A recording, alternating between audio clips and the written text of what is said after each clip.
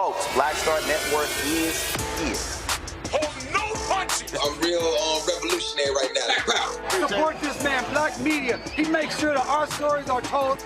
Thank you for being the voice of Black America, Roland. Stay black. I love y'all. All momentum we have now, we have to keep this going. The video looks phenomenal. See, this difference between Black Star Network and Black-owned media and something like CNN. You can't be Black-owned media and be scared. It's time to be smart. Bring your eyeballs home. You dig?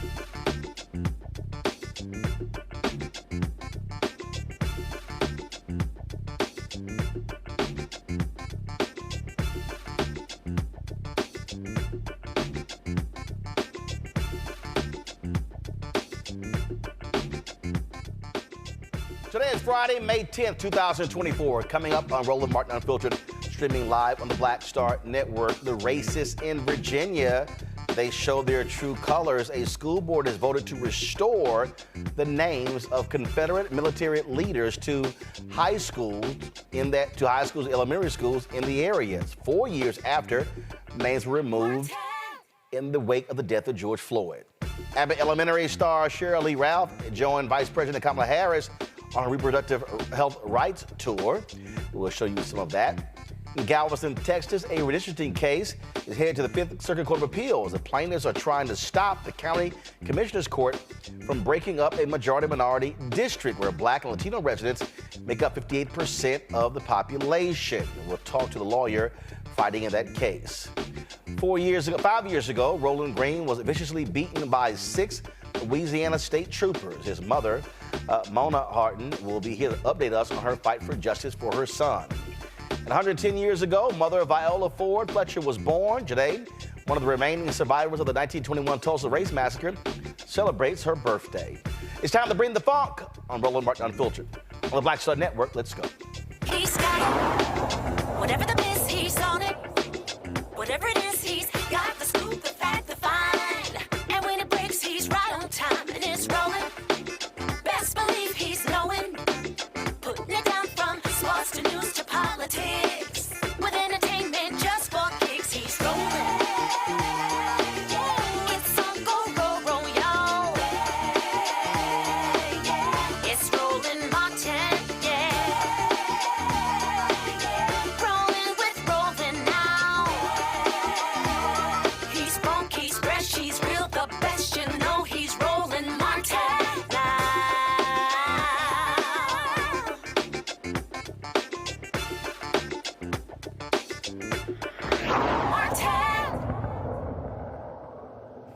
A Virginia County School Board is reinstating Confederate names to 2 schools, reversing a decision made 4 years ago in the wake of the death of George Floyd. In a 5-1 vote, the Shenandoah County Public School Board reversed a previous board's 2020 decision to change the names of schools linked to Stonewall Jackson, Robert E. Lee, and Turner Ashby, 3 racists who led the pro-slavery Southern states during the Civil War.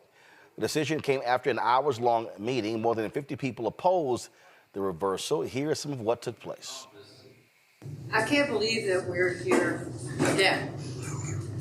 I really am heartbroken that a room full of people that I grew up with and knew feel the way that they do. I cannot understand how we can listen to a parade of white people tell us there was no racism at Stonewall Jackson High School. The only people that we need to hear from in terms of racism are the people that suffered from racism, my African American brothers and sisters. I really would like to advocate for my brothers and sisters and suggest that we not change the names back because it hurts people. I don't think that people are taking into consideration they are hurting their friends and neighbors by sitting up here and saying that racism still doesn't exist. I suggest that even changing the names back is an active act of racism. There is no reason to even bring the issue up except to make a point that, well, we're not going to let liberal wokes tell us what to do. Well, I resent being told what to do. I'm a Shenandoah County native. I don't like people from outside coming here and telling me what to do either. But I know right and wrong. And it's not right to be deliberately racist. It's not right to make statements that are deliberately racist. And it is absolutely wrong not to take into consideration the passionate feelings of my African American brothers and sisters. First of all, this is one final chance to decide whether Shenandoah County is going to maintain names that are non-controversial, names that will remain non-controversial. Nobody needs to argue about the name Mountain View or Honey Run. Chances are, at some point, if these names are reversed, they will be reversed again, okay? The basis for the Confederacy is best spelled out in the cornerstone speech of Alexander Stephens, Vice President of the Confederacy. He made it very clear that secession and their purpose was to maintain what they said was the view that black people were inferior and were destined to live in slavery. Robert E. Lee believed nothing less. Stonewall Jackson, we don't have too many statements from him on it, but we know what he fought for. Turner Ashby led a mob raiding the home of an anti-slavery plantation owner in Clark County. Okay, these are things that this heritage, as we call it, are about. I understand sentimental attachments. I went to Central. Fortunately, that name is never going to be argued about either.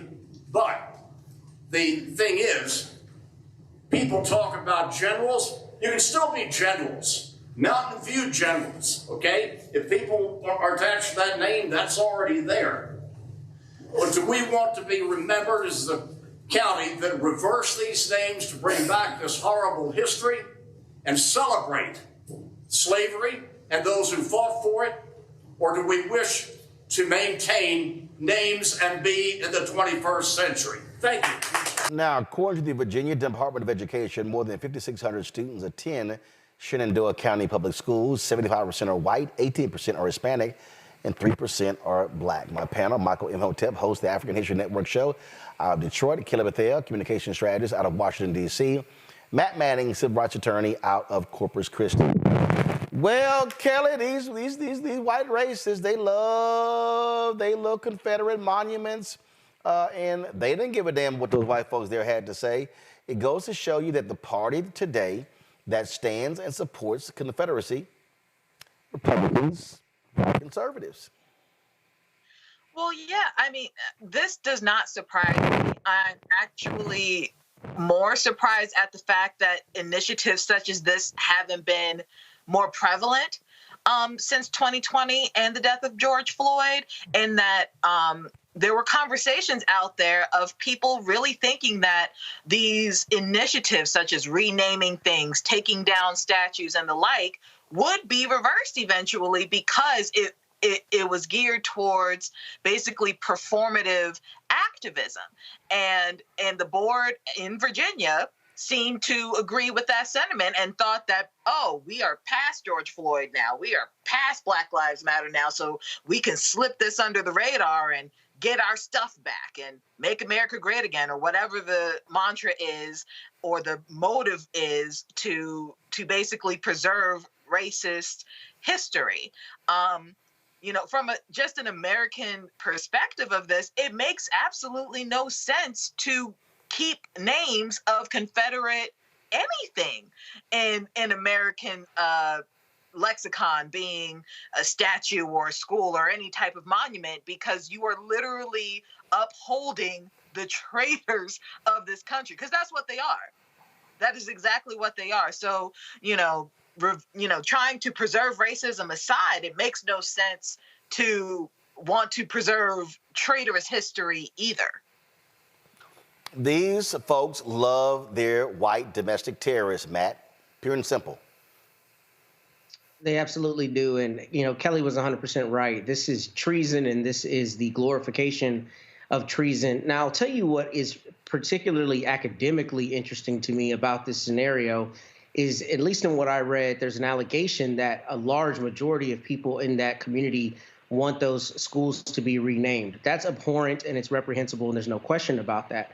I do think, however, that calls into question what is government's role in basically protecting us from universal mores like not celebrating treason. The idea that 90-something% of people in that community would want these schools to be renamed, irrespective of their history, is terrifying, but it's also disgusting, right? Because it's like we should have a baseline that we're not going to glorify those who separated from the United States to keep us in chains. But the fact that some large majority of people there wants to keep that is extremely concerning, and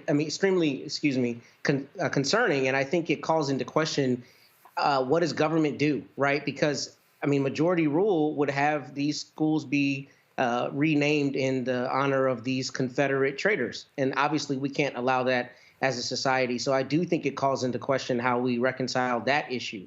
However, I think Kelly really hit the nail on the head, because the thing I've never understood about these conversations is these are the same people who say, make America great again, and they're jingoistic when it comes to Colin Kaepernick refusing to sing the national anthem or to salute the flag, right? Then it's all about America. But when it comes to the Confederacy, it's about heritage, and that heritage is in direct contravention to support of America. So that it's illogical, number one, and it's truly rooted in white supremacy. And I'm hoping that the school board there makes the decision that makes sense, irrespective of a majority wanting those names changed back. Well, bottom line is, Michael, they're going to go along with it, with what people will say there. They're going to change the names back because they want to honor those white, racist, domestic terrorists. That's who they are, and we have to call them that. They're not Confederate heroes. They committed treason. They are white, racist, domestic terrorists. They committed treason based upon Article 3, Section 3 of the U.S. Constitution that most of those people there probably haven't read. Yes, they are traitors, but also this was to be expected because when they changed the names, so if we go back to 2020, after George Floyd was killed May 25th, 2020, right, there was this whole racial reckoning that took place in various parts of the country, right? And people felt pressured to change the names, take down Confederate monuments, things of this nature. They didn't really want to, okay? A black man had to be killed on camera, and the video showed goes viral for something like this to take place. So when we look at this here, if we, going to what Kelly said, if we deal with rational people, it doesn't make sense to honor traitors. But when you deal with the fact that the South seceded from the Union to keep slavery and more importantly, maintain the wealth that slavery generated, and we look at the two periods of times in this country where you have the most Confederate monuments, it was right between about 1880 to about 1920, and then during the Civil Rights Movement. Okay, and these are periods of time when you had advances by African Americans, and they were erected to try to keep us in a subservient place. So we're seeing this backlash now, the attack on DEI, the overturning of affirmative action when it comes to college admissions. Okay, we're seeing all this backlash right now. So we have to understand this is a constant fight, and we have to understand this history of how we fought against this in the past. Well, folks, don't be surprised if you don't see more of this. All right, going to a break. We'll be right back. Roland Martin Unfiltered on the Black Star Network. Support us in what we do, folks. Be sure to join our Bring the Funk fan club. You can send your check and money order to P.O. Box 57196, Washington, D.C., 20037-0196. Cash App, $RM Unfiltered, PayPal, R Martin Unfiltered. Venmo is RM Unfiltered. Zelle, Roland at RolandSMartin.com, Roland at RolandMartinUnfiltered.com. We'll be right back.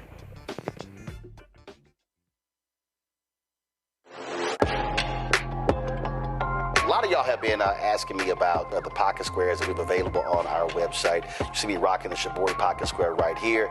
It's all about looking different. And look, summertime is coming up. Y'all know, I keep trying to tell fellas, change your look, please. You can't wear athletic shoes every damn wear. So if you're putting on linen suits, if you're putting on some summer suits, have a whole different look. The reason I like this particular pocket square, the Shibori, because it's sort of like a flower and looks pretty cool here versus the traditional boring silk pocket squares. But also I like being a little different as well. So this is why we have these custom-made feather pocket squares on the website as well. My sister actually designed these after a few years ago. I was in this battle with Steve Harvey at Essence, and I saw this at a St. Jude fundraiser. I saw this feather pocket square, and I said, well, I got some ideas. So I hit her, and she sent me about 30 different ones. And so this completely changes your look. Now, some of you men out there, I had some dudes say, oh, man, I can't wear that. Well, if you ain't got swagger, that's not my problem. But if you're looking for something different to spruce up your look, fellas, ladies, if y'all looking to get your man a good gift, I've run into brothers all across the country with the feather pocket squares saying, see, check mine out. And so it's always good to see them. And so this is what you do. Go to RolandSMartin.com/pocket squares. You can order Shibori pocket squares or the custom-made pocket squares. Now, for the Shiboris, we're out of a lot of the different colors, and I think we're down to about 200 or 300. So you want to get your order in as soon as you can, because here's what happened. I got these several years ago, and the Japanese company signed a deal with another company, and I bought them before they signed that deal, and so I can't get access to any more from the company in Japan that makes them. And so get yours now. So come summertime, when I see y'all at Essence, y'all could be looking fly with the Shabori Pocket Square or the custom-made Pocket Square. Again, RolandSMartin.com/Pocket Squares. Go there now.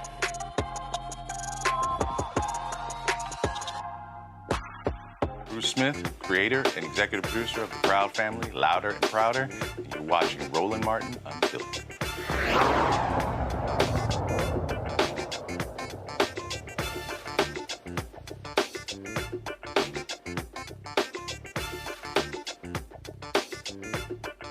All right, folks, welcome back to Roland Martin Unfiltered. Xavier University, Louisiana, they've canceled its plans for U.S. Ambassador to the United Nations, Linda Thomas Greenfield, to deliver its 2024 undergraduate commencement address after students voiced their displeasure with her stance on the war in Gaza. Thomas Greenfield was scheduled to speak at Saturday's ceremony for the Xavier's College of Arts and Sciences graduation. Yet, Dr. Ronald Barrett released this statement. In recent days, we have heard the voices of a number of students and others in the Xavier community who have expressed reservations over the invitation to Ambassador Linda Thomas Greenfield to serve as our 2024 commencement speaker, and have shared their strong views on the United States position on the conflict in the Middle East. There are also many in the community who admire Ambassador Thomas Greenfield and believe she would meaningfully contribute to the commencement ceremony. That said, everyone's goal is to have a commencement ceremony that appropriately honors the graduates and their achievements. The vast majority of students want to be able to enjoy a commencement ceremony free of disruptions. Therefore, we will not be moving forward with the commencement speaker as originally planned. We came to this regrettable conclusion together with Ambassador Thomas Greenfield's team. We look forward to welcoming the ambassador to campus in the future to engage with our students and faculty in substantive conversations. Xavier exists to fulfill its mission rooted in the values of justice, the pursuit of peace, and the elevation of the human spirit. For nearly 100 years, Xavier has dedicated itself to developing critical thinkers, innovators, advocates, activists, and professionals who are deeply imbued with the understanding that they have been blessed with an education for the creation of a more just and humane society. Founded by St. Catherine Drexel and the Sisters of the Blessed Sacrament, Xavier boldly fulfills its mission to prepare students who assume roles of leadership and service in a global community. Today that mission remains as necessary and relevant as ever. Through prayerful discernment, dialogue, and steadfast fidelity to our faith and calling, may we be instruments of peace. Matt, looking at that statement there, I mean, look, you've had USC canceling its graduation over concerns about security because it's valedictorian, Muslim. Cal Berkeley today, you had some folks who were shouting, protesting there. You've got people been raising concerns and students and faculty about President Biden addressing Morehouse. Just your thoughts on this rancor around administration officials speaking at commencement this year. Well, I think first, the people who tend to take umbrage to this are the same people who laud the Proud Patriots at the Boston, where they threw the Tea Party, Boston Tea Party, right? Protest is okay as long as it fits your narrative. Protest is a problem if it doesn't meet your narrative. And I actually think Xavier took the wrong position here. I understand not wanting to foment this rancor and have people at a graduation ceremony, which, no pun intended, is about pomp and circumstance. You want people there to be able to walk across the stage and celebrate this with their families. However, colleges have always been and must remain in society a place where free speech is at its boldest and is at its most robust. Therefore, I think Xavier made a mistake by capitulating. I think it's good that there are students who are bold in their standing against the ambassador's position. I think that is important and is fruitful in a society based on free speech, at least theoretically. But I don't think that the college should have gotten rid of her unless there was credible threats that there was going to be violence or whatever. I think right now these university administrators are concerned about how to address this. They don't know how to, toe the line between free speech and making sure that there is decorum and safety and security on campus. But this is where this is supposed to happen, at colleges. Students are supposed to protest. Students are supposed to speak out. Students are supposed to have an issue. And frankly, if an issue comes up in the graduation, then you deal with it appropriately. But I think it is unfortunately cowardly to back away from somebody you have as a speaker because some contingent of people don't want them to speak. I think you deal with the consequences when it happens. And that's my opinion on it. Michael, agree, disagree? I agree with Xavier. Personally, I would ask the question, you know, when we have commencement speeches, right? The graduation is for the people who earned enough credits to graduate.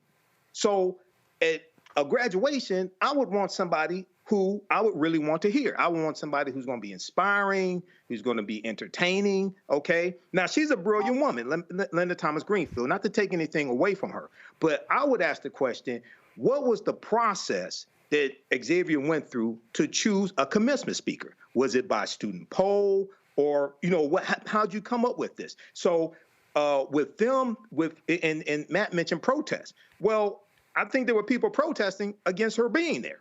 And universities where you have discussion and things, you know, things of this nature, and everybody's not going to agree. But if they say, well, wait a second, also keep in mind, parents are coming to the graduation. Parents paid money to see their children, to, you know, for their children to go through college. So if they say, well, look, we have concerns about protests, things like this, and along with protests, there are concerns, various concerns of safety. If they say, well, look, we need to have another commencement speaker, maybe somebody that more students agree with, well, you know, I agree with that. Kelly. I disagree with Matt's position. I understand it, but I definitely disagree with it because in my head, what's good for the goose is good for the gander, right? And I think there's a lot of pushback in how these students are reacting to officials, elected officials, appointed officials, frankly, any officials associated with the Biden administration. I think people are looking at that differently because they are coming from a predominantly left-wing point of view. I refer to when Betsy DeVos was a commencement speaker. I can't remember which HBCU it was. But that was Bethune-Cookman. Thank you. But I remember when there was huge pushback from that. And if I recall correctly, the students, for a majority of her speech, booed her, right? You don't want that as a memory of your commencement, period. Because like everybody on the panel has said thus far, these students have paid to be here. They have worked hard to get this degree. And you want that last memory to be the best memory possible as a final chapter closure for this leg of your journey in education and matriculation through this institution. So if that means that you do not want any type of government official who, by way of just having that job, being in that position, we don't know what her actual political stance is, but we do know that she's affiliated with the Biden administration. And by and large, we do know what the Biden administration stance is regarding this war on Gaza, right? And if students disagree with that positioning, any proxy associated with that positioning is going to be a point of contention. And given what we have seen on college campuses thus far, being USC, even George Washington or Georgetown down here in DC, several colleges and universities across the country, I can understand why Xavier does not want that kind of exposure and coverage of their university on one of their biggest days. So I understand Xavier's positioning here. I agree with it, just from the standpoint of, frankly, giving the students what they want because they deserve it. They've earned it. Well, you're right. I mean, and the focus should stay on the students, on the graduates. That's what the focus should be. But you absolutely could expect there to be, protests there. And I think the White House probably has to prepare itself for the same thing happening when President Biden goes to Morehouse. That is going to happen. This was live video right here of Bethune-Cookman You can pull the audio up when Betsy DeVos spoke. Pull it up.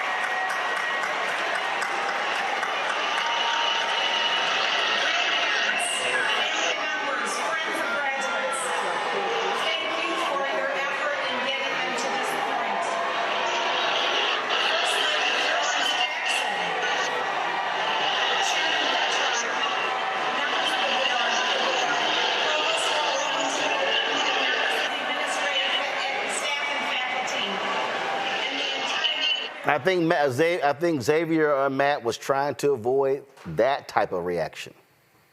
Yeah, and look, I'm the first to admit it when I'm wrong. I did not recognize the most crucial point of all of this. Apparently, the SGA sent a letter to the administration saying the students did not want her. In that respect, I think that they made the right decision. If the students said that they didn't want her and the SGA, in whatever way they were able to ascertain that the majority of students did not want the commencement speaker, then it's absolutely for the students.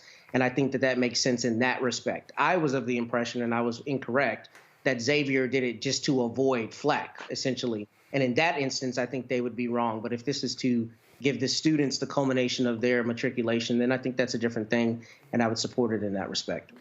Well, Xavier, y'all looking for a speaker, y'all can call a brother. Or me, a Sigma. I do commencement speeches also. I do commencement speeches. Why? Either one of us would be great. Either one of us would be great. Okay. No, only one of us would be great.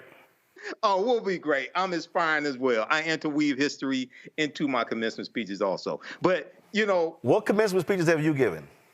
I'm giving a few, Roland. I'm giving a few. It's been a few years. Name them. I do more lectures. There was a charter school here. It was there last year. And a sister invited me. I forgot the name of the charter school. It was a... Hold up. How you have a few commencement speeches and you forgot the one you got invited to last week? Even Kelly looking like... No, I ain't say last week. Last year. How you can't even remember? Last year. I mean... It's been a few years. I don't do it as much as you, Roland. I have done it. It's been a few years. Okay. Yeah. All right. I mean, I can sit here and say Wilberforce. Yeah. Jackson State. Right. Lemoyne-Owen. Right. But see, I've never been on CNN and MSNBC before. Florida Memorial. I ain't been on CNN in 11 years. But I've never been on CNN. Florida Memorial. Stillman. Right. Lane. Kelly, you came with that face. South Carolina State.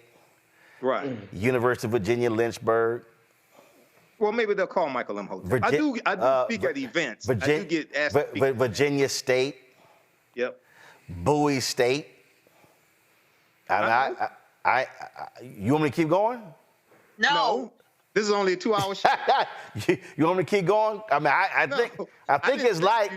I think it's like. No, you spoke. I think it's like 20. I think it's like 21, 22. Yeah, because you would call me. Matter of fact, hold on. Let me the radio show. Hold on, let me you see. couldn't do it. Let me That's see. how we connect. Let me see. Hold on. Because you say, Michael, I gotta speak. I gotta speak here tomorrow. Can you do my show? So I know you spoke there, Roland. Nobody's doubting that. I mean, I'm just sitting here, just checking. I ain't. Nobody say you didn't speak at HBCUs. I ain't go to the wide shot, Anthony. Yeah, I ain't. I'm just saying, I ain't got. Since I'm just saying, See, let's see here. That's Bowie State right there. We can go ahead. Right. Hold up, let me just go ahead. Right, that's Bowie State right there. So that's, I'm surprised Kelly ain't getting a little shout out her little school. My little school, wait a minute. Kelly. You know, let's see here what we got over here. All right, yeah. No. See, we got, hold on, we got, let's see here. That's Morgan State right there. That's Morgan State right there. Right. Hold on, let's see right here. What's this right here? Oh, that's Lincoln University in Pennsylvania. Oh, I forgot, Philander Smith, Texas Southern University. We ain't got time. I mean, I'm just saying. Right. You know, Grambling State. Well, you know. Nobody disputed that, because I was one of the people that held down your radio show while you went to travel to go do the speeches. So nobody disputed that. Yeah, just sometimes you got to remind folk. You know, sometimes you got to remind folk. You know, sometimes who starts feeling their oats. You know, sometimes you gotta let them know. Gotta let you Sigmas know that when you roll up against an alpha, it don't end well for you. All right, Kelly, why you looking like that? Welcome back, Kelly. Welcome back. This is what you came back to. Kelly, why? First of all, Kelly, he started it. He threw a little Sigma. He did. Oh, no. I know who my anger is directed at. That part, I'm good on it. What? All I'm saying is I do commencement speeches too. That's all. That's all I'm saying. Okay. He just couldn't remember the one he did last year. It wasn't last year. It was at least 5 years ago. Oh, God, no. 5 years. It was a charter school that was closing. Ooh, Lord, 5 years. Damn, it was a charter school that was closing. Michael, this not going well for you. You are not helping. I'm serious. No, Mike, this ain't going well. This ain't going well for you. This ain't. You didn't hear me. Now you said I did a charter school. You didn't say the closing part. Oh no, yeah, it was there last year. It was a charter school that was closed. It was there last year. Yeah. Woo. Okay. All right. Let me go to a break because Michael needs to gather himself. Well, he's been gathered. He needs to collect himself. He's been gathered. And look. Hey, Matt, you can't blame this. Cool. Matt, you can't blame this one on me. I mean, I'm cool. Blue fire all day. I'm smooth. I'm cool. Yeah. Let's go to commercial break. Yeah, that every 5-year commencement. Okay. Just go to commercial break. My name's Bennett. I'm not in it. That twice a decade commencement. We never are, Matt. We never are. that twice a decade commencement. All right.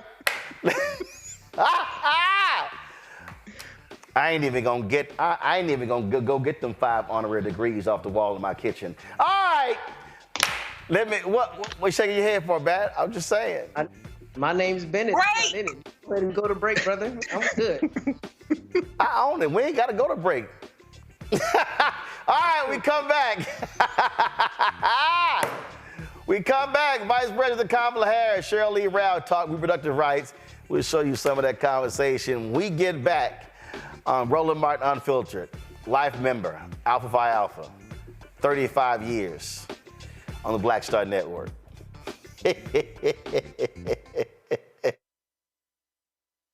Fanbase is pioneering a new era of social media for the creator economy. This next generation social media app with over 600,000 users is raising $17 million, and now is your chance to invest. For details on how to invest, visit startengine.com/fanbase or scan the QR code. Another way we're giving you the freedom to be you without limits. On a Balanced Life with me, Dr. Jackie, the necessity of believing in things you can't see. It's called faith. It comes in all shapes and sizes, and it's powerful. And it's a big part of being able to live a balanced life. The valley I experienced being a cancer survivor was one where my footing was completely unstable. I had no idea what to do. And in that instance of not knowing what to do, I had to rely on faith. That's all next on A Balanced Life, only on Black Star Network. I'm Dr. Greg Carr, and coming up on the next Black Table, thinking about the Black freedom movement in a global way. Dr. John Monroe joins us to discuss his book, The Anti-Colonial Front, which maps the social justice movement in the United States and its impact internationally, from Asia to Africa, and how movements like anti-communism were used to slow down racial equality, like critical race theory today. Critical race theory today, communism back then, that's essentially mobilized to shut down any challenges to a given system of power. Connecting the civil rights movement to colonialism on the next Black Table, exclusively here on the Black Star Network.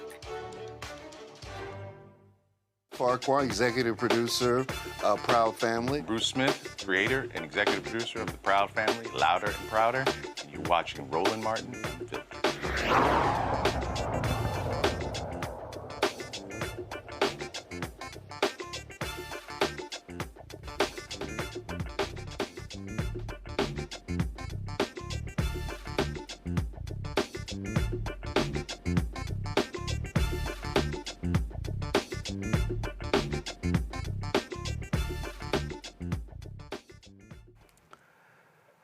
Vice President Kamala Harris resumed her conversations on Reproductive Freedom Tour, this time with Emmy Award-winning actress Sheryl Lee Ralph. The conversation centered around abortion access and women's health care during a campaign event in Pennsylvania's Salus University in Montgomery County.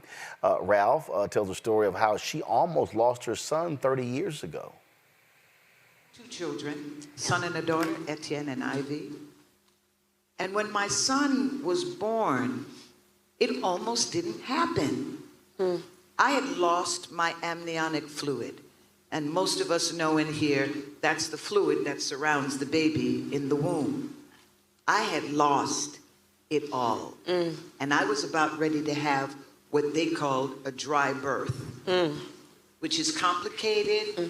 My God, I haven't thought about this, which is complicated, and the survival of the child is, wow. So I was in a moment where I was so close to birth and death at the same time. And this doctor says to me, you have one chance right now for a viable delivery. I'm listening to this as I'm trying to deliver my child. Suppose my child was not viable, and in that moment, you're going, now, you know what it looks like.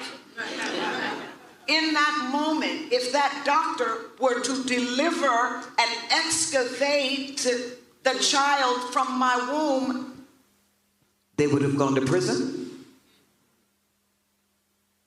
These are the kind of things we have got to think about. That happened to me. But that was 30 years ago. I had more rights 30 years ago. Vice President Harris warned the crowd that abortion restrictions in more than a dozen states could spread nationwide if Republican candidate Donald Trump is elected again, and more women could be affected by the overturning of Roe v. Wade, which took place 2 years ago. Ralph and Harris both say it's time to trust that women can make the best decisions about their bodies. And when we talk about freedom, why is it that we are still having to have a conversation over and over and over again about how important it is to trust women? Why do we have to keep talking about the choices that women must make for themselves? And why are we having to talk to so many women to let them know how important they are in this re-election on this subject, and how important it is to vote for your own best interest?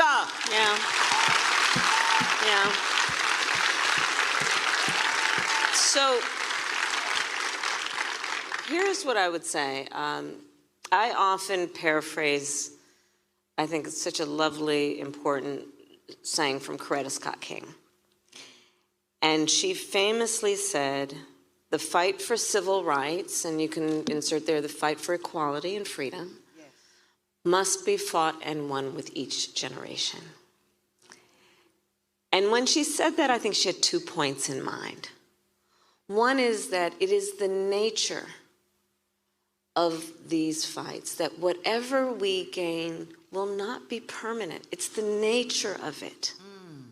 Therefore, the second point, we must be vigilant and not be overwhelmed when these moments happen, because the nature of it, the very nature of it, is we must be vigilant to hold on to these rights.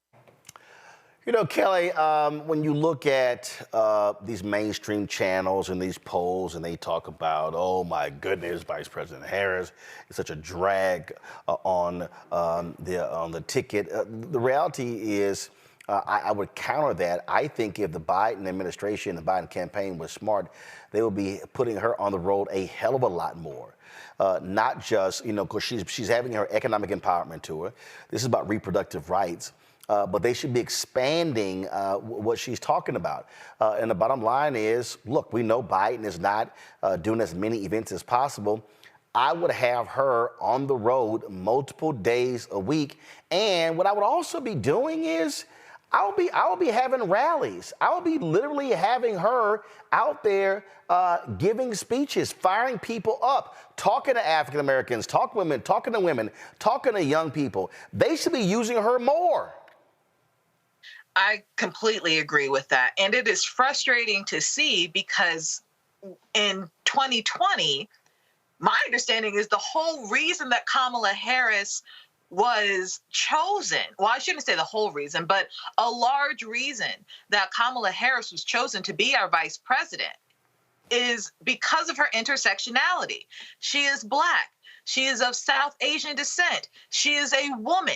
She is married. Like, she has so many lanes that cross through her, to the point where she is so identifiable with everybody. She has a place in everybody's mind, because there is something about her that everybody can relate to. And it is frustrating to me as a comms person to see such a rare jewel in comms not be utilized as much as she could be. For whatever reason, I'm not in the Biden camp. I don't know why. But if this election is as vital and as crucial as everybody is touting it out to be, if we really have to vote to save our democracy again, vote to save our lives again, why don't we use who we have, in my opinion, for the first time? Because she wasn't really utilized on the trail last time either. At least do it right this time, so that we can have something to relate to, so that we can have something to fight for, as opposed to simply vote against. Well, I mean, obviously, I think last time you had COVID. And so, I mean, I remember, my goodness, being on the campaign trail in 2020, and, you know, you're out there and we're having these outdoor rallies and things along those lines. But again, to me, I think when you see these conversations, when she's paired with a Sheryl Lee Ralph, when you have folks like that, to me, you do more of that. Matt, you make that more interesting. You make it more engaging, because it's about touching the people. It's about being where they are. And I would dare say, look, I was there on Monday when she was in Detroit, and one of the things that they did, and I understand why they do it this way, but also I think it's a mistake. So, for instance, they had the main event, okay, which is the Charles Wright Museum. Then she did some interviews afterwards. Then she met with some pastoral leaders and community leaders. Well, media wasn't in there. Well, we should have been in there. The reason I know they want to have frank conversations, but they need to be able to show her engaging with community-based groups as well. And I just think that it's smart politics to put her with regular, ordinary people as much as possible, to be having regular, ordinary conversations. And I get the economic empowerment tour, but frankly, I really think, I remember when I think Obama did one I think he went to Southern, and it was a Q&A. Do the same with her. Give her an opportunity to be able to take some questions for people in the audience and have that. To me, that just makes more sense and better use of her skill set. I think that's right, but I think that they're afraid of running away on the fence voters, particularly white Midwestern voters who may view her as divisive because of coverage for her. And I think it's stupid because she's obviously effective at communicating the Biden administration's points, and in doing so with the necessary gravitas to really make those points go home. So I think they do need to utilize her better. And I know we talked recently about that hit piece, about basically what is her position and all of this stuff. And the reality of it is she's a Black woman, so she will be judged more harshly than anyone else. But she's very effective at communicating their points. And I think the Biden administration needs to not be afraid to embrace that and to utilize her. But I think one thing we have to talk about with this story in particular is, before we came on the air today, I read a story that the Texas Supreme Court just issued an opinion today, 21-page opinion, where they said a woman who had paid her doctor to perform a tubal ligation where the doctor did not actually perform it and she had a baby was not entitled to emotional damages, mental anguish damages, and all of that, because the Texas Supreme Court said a baby is a blessing and not an injury by virtue of the fact that she did not get the reproductive right, that she had paid for with her doctor. I think they construed it wrong because they tried to make it about abortion, and it's really more about a breach of contract if you consider that she paid the doctor for the procedure. But the bigger point is this. Women across this country and anybody with their eyes open should be concerned about the fact that courts and politicians are eroding our rights in front of our very eyes. And I think right now it is the time for the Biden administration to run full speed ahead, to not only talk to its own base, but to run to those other voters who are on the fence and who don't like Donald Trump and who don't like the Republicans, to say, this is an attack on your decision about your own body. Even if you don't agree with people's decision, you should agree that they have the right to make the decision. And I think the Biden-Harris administration needs to be beating that drum very, very, very strongly, because if you notice, the Republicans, and particularly Mr. Trump, does not have a strong position on this. He keeps deferring to the states should have their own ability to choose. And I think that's because they know that that is no longer the feather in their cap. So I think the Biden administration needs to leverage that in its messaging and put her out there in the forefront. Well, look, Michael, I said last year, and I still say it, that part of this issue is being on what I call an education and enlightenment tour.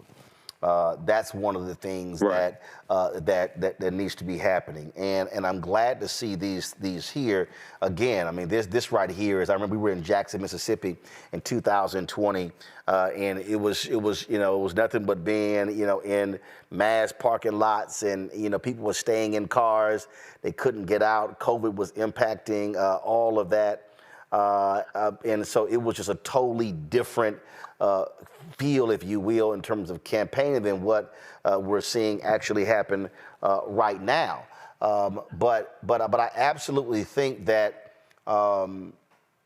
she was in Detroit Monday. Detroit, right. Then, of course, in Pennsylvania today.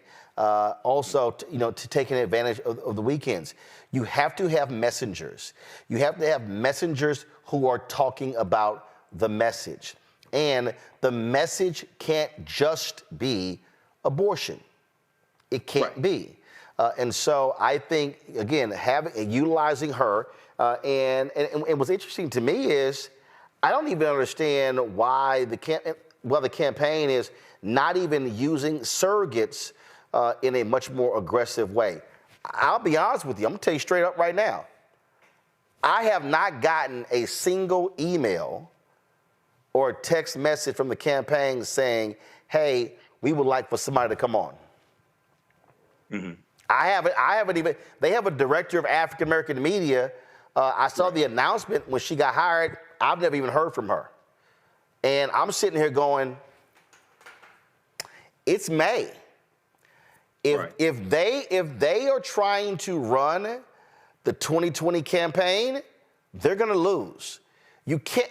We're living the cycles have moved so fast that how you run has to totally change. And I'm just not quite, and I see when they have Mitch Landrieu, and I see when they have the press secretary, the deputy press secretary on CNN and on CBS and ABC, but I'm like, y'all better be sending out a hell of a lot more messengers on a more frequent basis, because this idea of, well, the summer doldrum, we could just, you know, June, July, conventions in August, we could start up in September, you're shortening your runway. And when you shorten your runway, you're running out of days. Right now, they have to be hitting people to go, oh, they've done that, they're gonna fight for this, and this is what they want to accomplish over the next 4 years. Then you gotta convince those people they're not registered to register. Then you gotta get those people who are registered to then vote. You can't go from just, hey, vote, vote, vote, if you're not even registered right now. Then you gotta sit there and fight the temptation of the couch from folks who say, I don't think you've done enough. To me, that means using her in a much more effective way. Yeah, I agree with you on some of that there. What's happening, the economic empowerment tour is brilliant. I hope that continues. I saw it in part of it in Atlanta. I saw a lot of it here in Detroit. The women's reproductive rights, because this is even more than just abortion. It's dealing with women's reproductive rights. That campaign, those interactions with people like Sheryl Lee Ralph are extremely important as well. I think the Biden-Harris campaign has to understand you can't deal with the traditional timeline of a campaign. Okay, whereas the campaigns don't peak in May. We all know that. But I think because of so many people don't like either Biden or Trump, at least at this point, and then you have more interest in third-party candidates, you have to really drive home the fact now of what has been accomplished. This is something I've talked about a lot on this show, especially with, for instance, the $1.9 trillion American Rescue Plan, which saved the economy. And no Republicans in the House or the Senate voted for the bill. And the reason why it's so important to talk about what you accomplished is that bill passed in March 2021. Well, people just lumped that in with what got accomplished with the 2 coronavirus bills, COVID-19 bills under Trump. They don't make a distinction. But it was Democrats that wrote the bill and Democrats only that voted for the bill. The other thing that has to happen is you have to call out Republican obstructionists. It was when we talk about the George Floyd Justice and Policing Act, all these George Floyd Justice Policing Act, but also the John Lewis Voting Rights Act especially. All these black people said they wanted this, right? The John Lewis Voting Rights Act. No Republicans in the House or the Senate voted for the John Lewis Voting Rights Act. But they want to blame Biden for not getting passed. No, focus on those Republican senators, because it did pass the House of Representatives. It was only Democrats that voted for it. Focus on those 50 Republican senators, especially the 16 Republican sitting senators that voted to reauthorize the 1965 Voting Rights Act in 2006, but all 50 voted against it in 2021. So it's putting all this together. And Quentin Fulks and others from the Biden-Harris campaign should definitely come on. Roland Martin Unfiltered. This is Black-owned media. Don't run from Black-owned media. But I think, yes, things are going to ramp up. But I think they should be in fuller, more aggressive right now. Yeah. Even though it's May, more aggressive right now. Don't wait till after Labor Day to really get aggressive. The runway shortens. That means you have fewer days. And so that's what they should be doing right now. So we'll see. But I'm like, y'all might want to get a move on it. All right, folks, got to go to a break. We come back more on Roland Martin Unfiltered. We're going to talk about this voting rights case out of Galveston, Texas. Also, the LDF returns to the Supreme Court fighting for their 2nd congressional district in Louisiana. All that and more right here on the Black Star Network. Back in a moment. Hatred on the streets, a horrific scene, a white nationalist rally that descended into deadly violence. White people are losing their damn minds. As an angry pro-Trump mob storms the U.S. Capitol, we've seen We're about to see the rise of what I call white minority resistance. We have seen white folks in this country who simply cannot tolerate black folks voting. I think what we're seeing is the inevitable result of violent denial. This is part of American history. Every time that people of color have made progress, whether real or symbolic, there has been what Carol Anderson at Emory University calls white rage as a backlash. This is the rise of the Proud Boys and the Boogaloo Boys. America, there's going to be more of this. Here's all the Proud Boys, guys. This country is getting increasingly racist in its behaviors and its attitudes because of the fear of white people. The fear that they're taking our jobs, they're taking our resources, they're taking our women. This is white fear.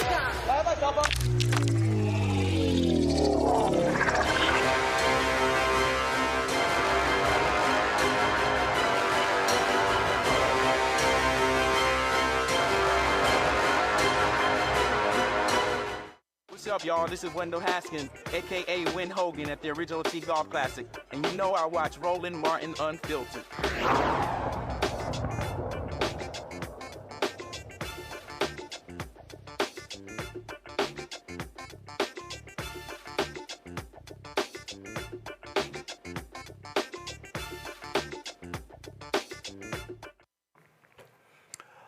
Let's go to Texas. The Fifth Circuit Court of Appeals will hear the case next week about the only district in a county where Black and Latino voters can determine election outcomes. In 2021, Galveston County's Commissioner's Court put forth a plan that chopped up the only majority-minority district where Black and Latino residents make up 58% of the electorate.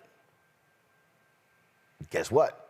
They just broke it up and sent them all over the place. Obliterated that one district. Well, it's been going back and forth. That particular district found to be unconstitutional. Then, of course, overruled. So it's back and forth. Valencia Richardson is the legal counsel for voting rights for the Campaign Legal Center. Joins us from D.C. So, Valencia, this has been back and forth. It's been a ping-pong match. Where do we now stand in this legal battle?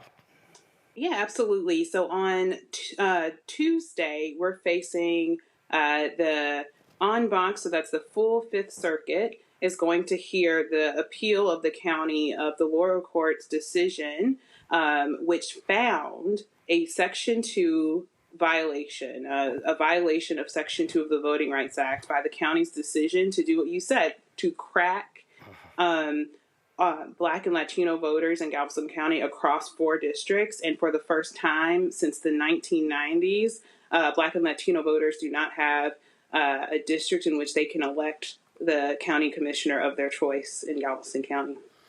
And if there's, now we already know how they've gutted Section 5, but Section 2 has been, the one, great thing that's still standing. And by using Section 2, that's how we got the 2nd District in Alabama, the 2nd District in Louisiana. Now, of course, you have the federal judge ruling in Arkansas. They're trying to actually target Section 2. They've been trying to obliterate that. Clarence Thomas wants to get rid of the Voting Rights Act completely. But that's the only way we've been, frankly, winning a lot of these cases. And I think that Section 5 point is so important because Galveston County's decision back in 2021 to change the map the way it did, that was the first map that Galveston County passed absent Section 5 of the Voting Rights Act. So Galveston County used to be subject to that federal preclearance that was obliterated in Shelby County. And immediately after preclearance was no longer available to Galveston County's residents, the county passed a illegal and discriminatory map and violated Section 2. And so it's not a coincidence. The Shelby County decision in the dissent, Ruth Bader Ginsburg mentioned that it's like taking away an umbrella, but because it's no longer because you're no longer wet. But it's still raining, and Galveston County was a prime example of that. One of the first maps passed in 2020 after the census in 2021 that for a district that was formerly subject to preclearance. And it was, of course, discriminatory. So when it comes to Galveston County, is this the only Democrat district, or is it 4-1, or what's the ideological split in that county? At the current map, the ideological split is 4-0 Republican, but I think more importantly, the current map is 4-0 insofar that there are 0 districts now that Black and Latino voters can elect any candidate of their choice. As you mentioned, they're split up across 4 in where they are the distinct minority. There's just no way that Black and Latino voters could ever elect a candidate that they choose in any of those 4 districts. Questions from the panel. Matt, you first. So first, thank you for doing this work. My mother is from Texas City and from Galveston County, so this is, important to my family. I guess the question I have for you, though, is what do you think the Fifth Circuit is going to really focus on? The Fifth Circuit, we know, is notoriously conservative, and I have no illusions that an en banc Fifth Circuit is necessarily favorable to the plaintiffs. So what is your thought about what they're going to focus on as it relates to determining whether this map should stand? So, you know what? That's a great question, because it's important to understand that the Fifth Circuit actually many years ago ruled that districts like these are viable. And so the question in the appeal is whether the Voting Rights Act, Section 2 of the Voting Rights Act in particular, imposes what the county would like it to impose, which is a single race limitation on Voting Rights Act claims. So the county is basically saying Black and Latino voters cannot come together to state a violation under the Section 2 of the Voting Rights Act. The Fifth Circuit has long held that there is no single race limitation. There's no racial purity test on who can state a claim under Section 2. And that's going to be what the county has asked them to focus on, is whether or not that their longstanding precedent should continue. And I think that's what the Fifth Circuit is going to focus a lot on during the hearing on the appeal. Kelly? Sure. So I understand that this is regarding the Fifth Circuit, but it is also known that the Eighth Circuit had a similar case to this, and they did not rule in the party's favor that is equivalent to yours. So my question to you is, how worried are you, given that this is arguably the most conservative appellate court in the country, and what are next steps if the ruling isn't in your favor? You know what? I think I'm personally always worried when you have a county like Galveston County who is essentially fighting to undermine the equal opportunity and representation for minority voters, in this case, Black and Latino residents of Galveston County. That always makes me nervous, and the fact that there's an appeal to determine whether Black and Latino voters in Galveston County, the birthplace of Juneteenth, is able to, the Black and Latino voters are able to elect their candidates of choice or have the opportunity to, is very worrisome to me. But I think what we should all be, what is a little different, and there are lots of differences in the Eighth Circuit case from this Fifth Circuit case. The Eighth Circuit case didn't involve a county district. It was different type of districting map. The legal question was a lot different than what's in the Eighth Circuit right now. But also, the Fifth Circuit has specifically decided the very issue that's on appeal right now, and has decided in our favor, because it's a very obvious, if you are reading the text of Section 2, it is just so obvious that it's hard to arrive to a different conclusion. And so I think there is room for hope insofar that the question is obvious. Like, what... How can it be that Black and Latino voters can't state a claim together?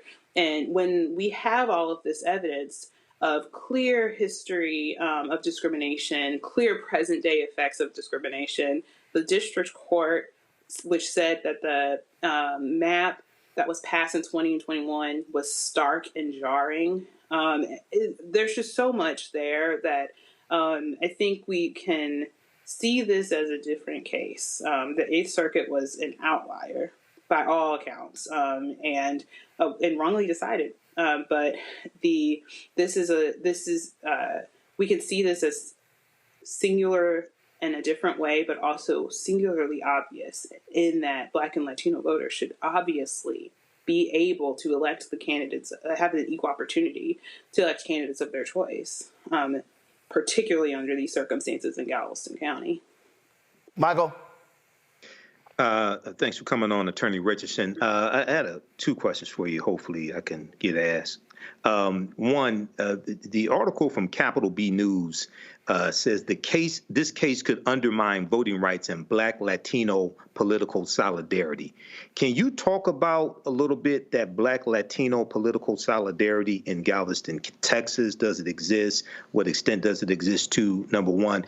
And number two, how do you go about explaining the historical significance of the 1965 Voting Rights Act to African Americans and Latinos there in Galveston, Texas? Because so many of our people, especially the younger generation, think 1965, the Voting Rights Act, was such a long time ago. That was back then. That may not have anything to do with what's going on today. How do you bridge that gap?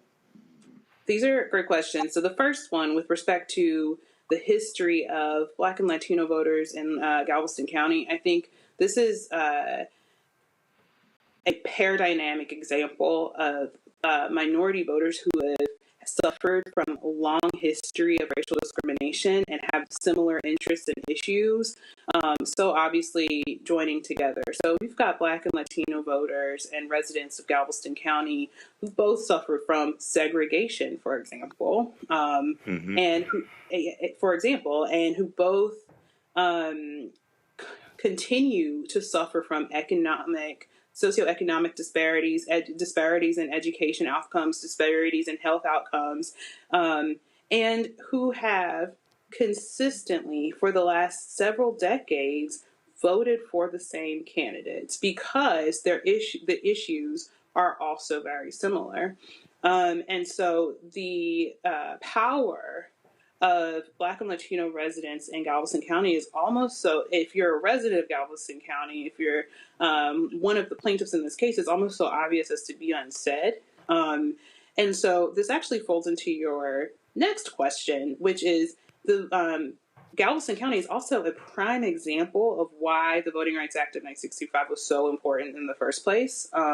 When you look at the history of the Voting Rights Act of 1965, there was a recognition that Texas had pervasive discrimination by the majority against Mexican Americans and African Americans in the state. That is in the legislative history of the passage of the Voting Rights Act. When you look at the history of Precinct 3, which is the historical majority-minority district in Galveston County that was dismantled, you hear from Black and Latino residents who were there when it became a majority-minority precinct in the 90s, and when it was dismantled in 2021, felt like that importance because it was taken away from them by the county. And so they felt why the Voting Rights Act was important. And so explaining sort of why it's still important, look no further than Galveston County. You've got literally a direct causation from the dismantling of the Section 5 of the Voting Rights Act through Shelby County to the next day losing the only representative that Black and Latino residents in Galveston have ever felt truly represented them. And you can explain that through just like the most recent history. We're not talking about 1965 history. We're talking about 2021.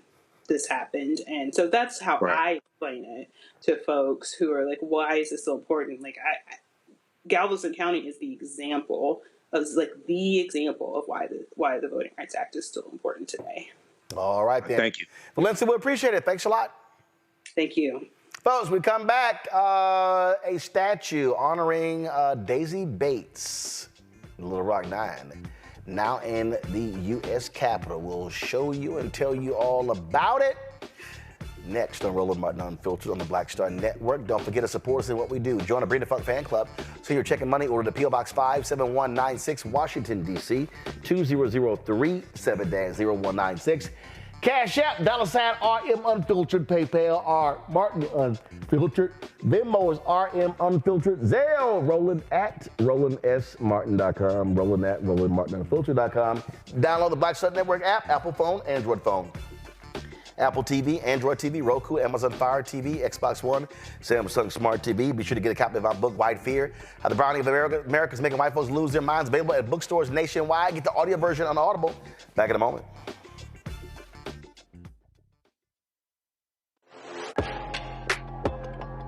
A lot of y'all have been asking me about the pocket squares that we have available on our website. You see me rocking the Shibori pocket square right here. It's all about looking different. Now look, summertime is coming up. Y'all know, I keep trying to tell fellas, change your look, please. You can't wear athletic shoes every damn wear. So if you're putting on linen suits, if you're putting on some summer suits, have a whole different look. The reason I like this particular pocket square, the Shibori, is because it's sort of like a flower and looks pretty cool here versus the traditional boring silk pocket squares. But also I like being a little different as well. So this is why we have these custom-made feather pocket squares on the website as well.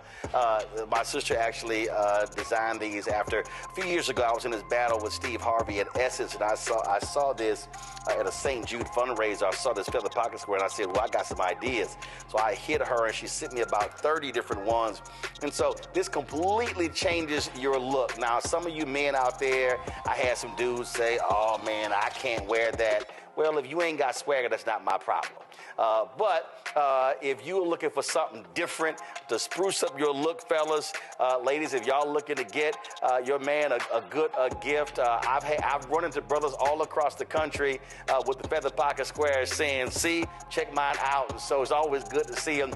And so this is what you do. Go to RolandSMartin.com/pocket squares. You can order Shibori pocket squares or the custom-made pocket squares. Now, for the Shiboris, we're out of a lot of the different colors, and I think we're down to about 200 or 300. So you want to get your order in as soon as you can, because here's what happened. I got these several years ago, and the Japanese company signed a deal with another company, and I bought them before they signed that deal, and so I can't get access to any more from the company in Japan that makes them. And so get yours now. So come summertime, when I see y'all at Essence, y'all could be looking fly with the Shibori pocket square or the custom-made pocket square. Again, RolandSMartin.com/pocket squares. Go there now.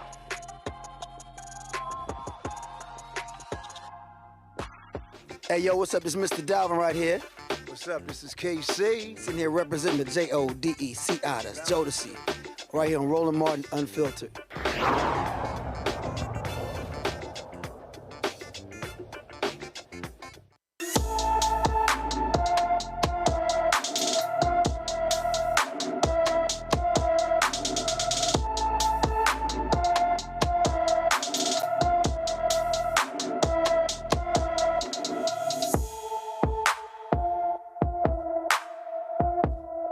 Israel Robinson has been missing from Hendersonville, North Carolina since February 24th.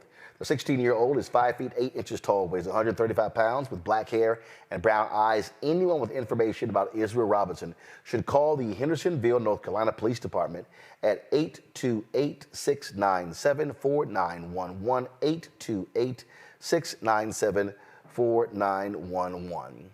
Little Rock 9 activist and black newspaper owner Daisy Bates was honored this week with the unveiling of her statue in the U.S. Capitol. The statue of Bates replaces a statue of Arkansas figures from the 19th century. Bates was born in Huddock, Arkansas in 1914. 3 white men allegedly murdered her mom while she was an infant, which spurred her to become a civil rights activist. Bates led the Arkansas NAACP branch for many years and mentored the Little Rock 9 black students who were the first to integrate Central High School in the state capitol in 1957. Bates and her husband, L.C. Bates, founded the Arkansas Weekly newspaper. Now, what's interesting about this video here, if you look here, that she still is sandwiched between Confederates, Mississippi, Florida, of course, has made some changes. They got Mayor McLeod Bethune, of course, Arkansas sent Daisy Bates, but them good old boys in Mississippi, they still holding on to their Confederate heroes, Michael. They ain't trying to let them go. And matter of fact, today is Confederate Day in the state of South Carolina. All government offices are closed today in South Carolina. They just love them white domestic terrorists.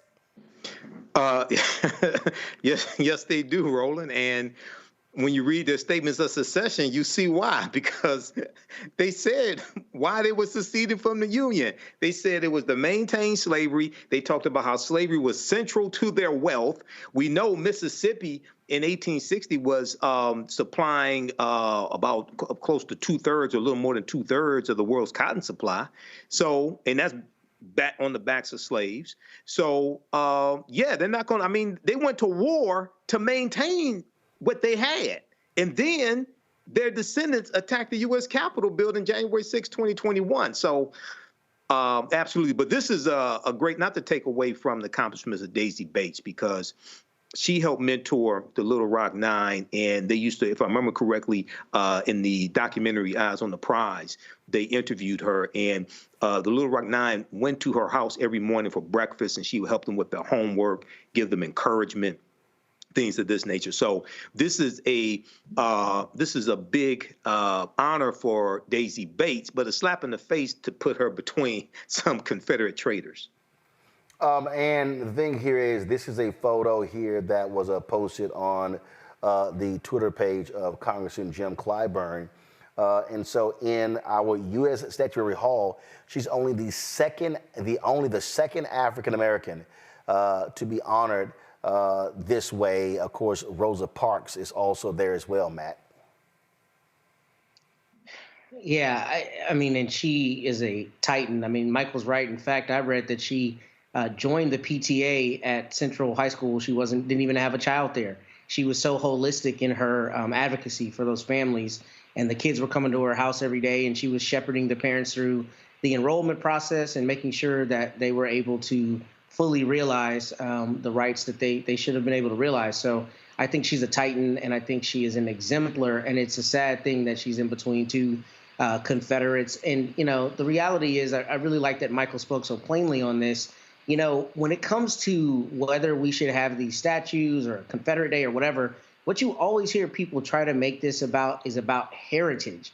But the wild thing about that is the heritage of the people who were contemporaries was about slavery. That's all this was about. So there's no way to co-opt that and make it about heritage or about anything other than the continuation of slavery and the degradation of Black people. And it is still that today.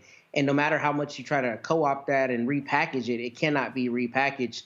And this shows some of the schizophrenia that we have, if you will, in our common conversations these days, because Sarah Huckabee Sanders talking about Daisy Bates bringing people together despite working in the administration of the most divisive president who has preyed upon racist tropes and but also Sarah Huckabee Sanders, who's a governor of Arkansas, who was out there pushing for this anti-CRT law that was, of course, the federal courts just jacked them up. So she's full of it.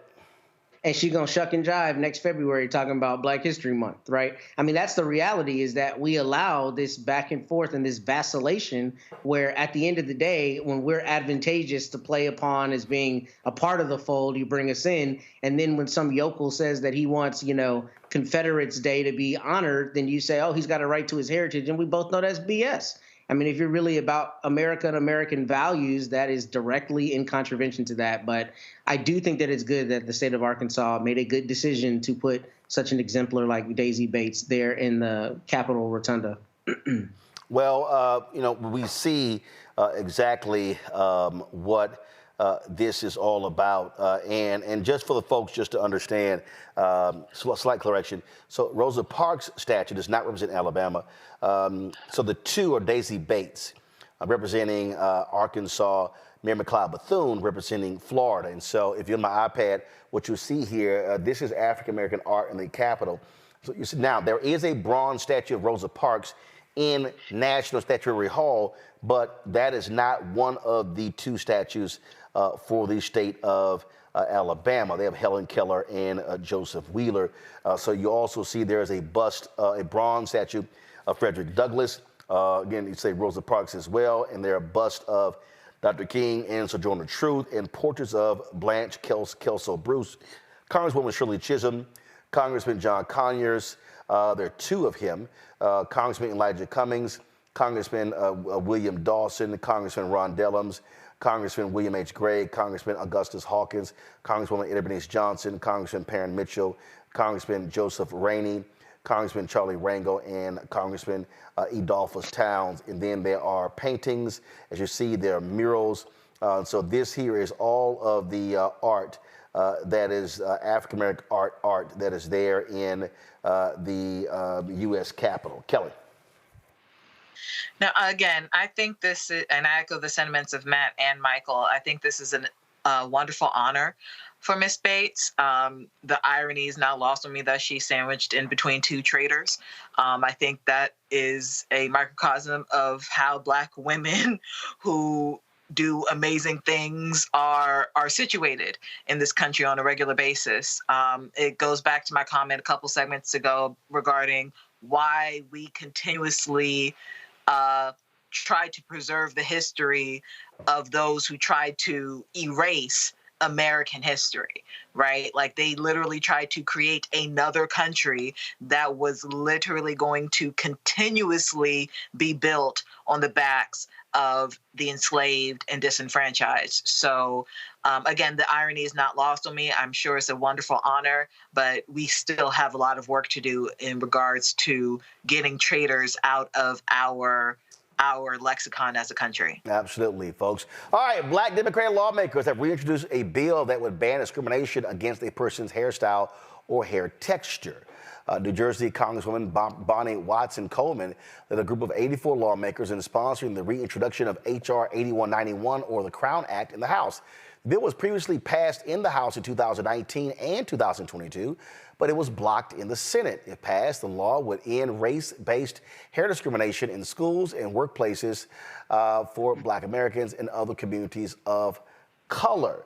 So, I think that it's certainly important to do that, and we'll see if these Republicans have the guts in the Senate, Kelly, to actually move on the bill. It's been passed twice in the House. Now the question is, will the Senate do their job? I mean, let us hope, because like I've said on your show several times, my hair did not get me any job, any degree, any accolades or accomplishments. It's just my hair, and it should never be a deterrent or motivating or whatever factor in my success as a citizen in this country or otherwise.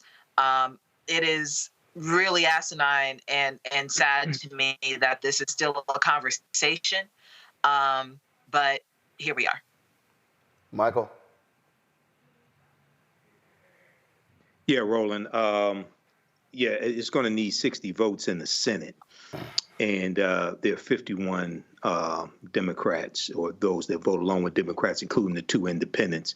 So pressure's going to have to put on the Republicans in the Senate to get it passed. But is he going to? I don't think it's passed the House yet. So I don't see this passing this 118th Congress, and Republicans control the House. I don't see it. They can try it, but what I think needs to happen is you need to mark those that vote against it in this 118th Congress and run against them in November 2024. Highlight that. These are people blocking what you want. Okay, this deals with removing the obstructionists. We have to understand how to vote obstructionists out of power. Matt? Sorry, I'll be the cynical voice. This isn't going to matter unless they find a way to take away schools' ability to govern their dress codes. I had a case almost like this recently. I read a bunch of cases from the Fifth Circuit, and they defer every time to the school board and the school board's teaching of decorum, and they have all these inconsistent cases. And I'll spare you the diatribe, but the long and short of it is it's largely symbolic unless schools are required to actually adhere to the law and they don't get the out of being able to control their dress codes. Once that is a companion part of this, then there will actually be justice in this respect, but there will not be unless and until that happens. All right then, folks. All right, folks, gotta go to a break. We'll be right back. Roland Martin Unfiltered of the Black Star Network. On the next Get Wealthy with me, Deborah Owens, America's Wealth Coach, the wealth gap has literally not changed in over 50 years, according to the Federal Reserve. On the next Get Wealthy, I'm excited to chat with Jim Castleberry, CEO of Known Holdings. They have created a platform, an ecosystem to bring resources to Blacks and people of color so they can scale their business. Even though we've had several examples of African Americans and other people of color being able to be successful, we still aren't seeing the mass level of us being lifted up. That's right here on Get Wealthy, only on Black Star Network. When you talk about blackness and what happens in Black culture, we're about covering these things that matter to us, speaking to our issues and concerns. This is a genuine people-powered movement. There's a lot of stuff that we're not getting. You get it, and you spread the word. We wish to plead our own cause.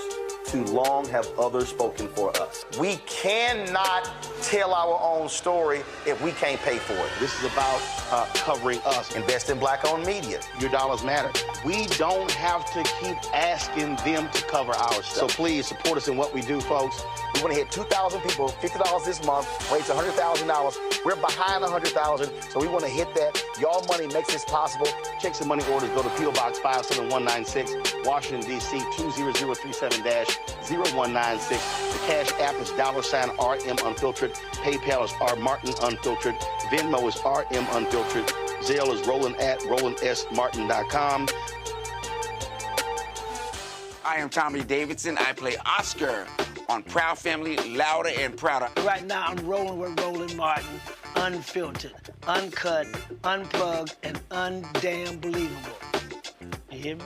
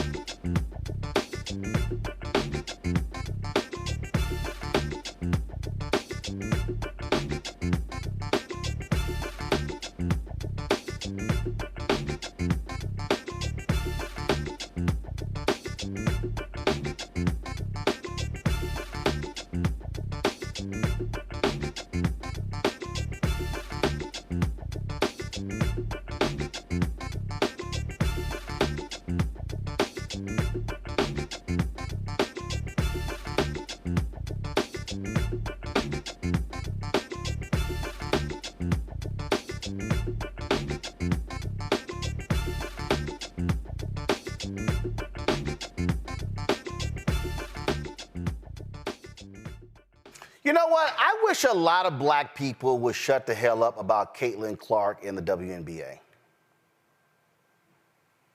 Let me explain why I'm saying that.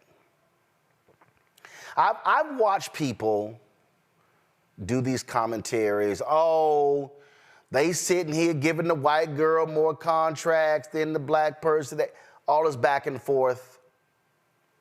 Let me remind people of something. The NBA was in the gutter. The NBA was considered a drug-fueled league. In fact, let me help you all out. When my Houston Rockets played the Boston Celtics in the NBA Finals, I think that was 81, it was on tape delay. Let me say that again. It was on tape delay, the NBA Finals. The news came on at 10 p.m. Central in Houston, and they showed the game on tape delay after the news went off. That's how much the NBA sucked. Yet two people came into the league, Magic Johnson and Larry Bird. And the reality is those two individuals representing two iconic franchises, Boston Celtics, Los Angeles Lakers, they played these against each other in the NCAA National Championship game. That created the energy that revived and turned around the NBA. And so I was just seeing today, because the WNBA announced that teams now will be able to do charter flights. Somebody was like, oh, here it is. Now they doing charters because the video came out of Caitlin Clark walking through the airport having to be surrounded by security. Nope. The reason they now are going to have charters in the WNBA, because they now have more money.